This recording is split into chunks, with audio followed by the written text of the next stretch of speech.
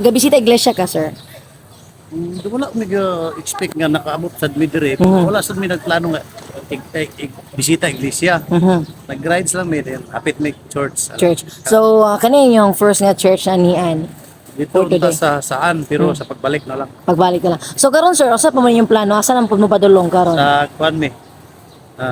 Binuangan. Binuangan. So, plano ninyo nga kung asa nga lungsod na ay church, mo stop over mo. Ang kuan gyud ang hasaan pagbalik na. Pagbalik Sure. na. So, balikan Sure. yun yung mga saan. Balikan yun ako. Oh, unsa may naagid sa saan, sir? Nga nung, Church na diha. Oh, I mean, aka nang unsa gid ang naana nga church nga dito magiging. Actually napod may mga naabtan dito ganina, dito man mi una.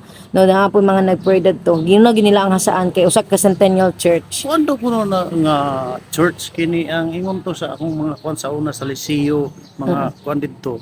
Faculty bitaw. Uh-huh. Kuan na historical na kuno na diha nga church yun. Karaan kay na nga church. So mo nang imong gibalikan kay wala imong hapitan pagpadulong.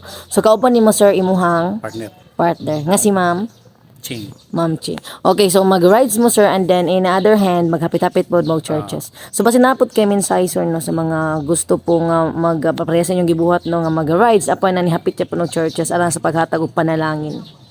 Oh, sa mga riders nga kuan kailangan na mohapit kita church bisag isa lang ka church or kuan basta kay nagi church nga tumuhapitan. Okay na.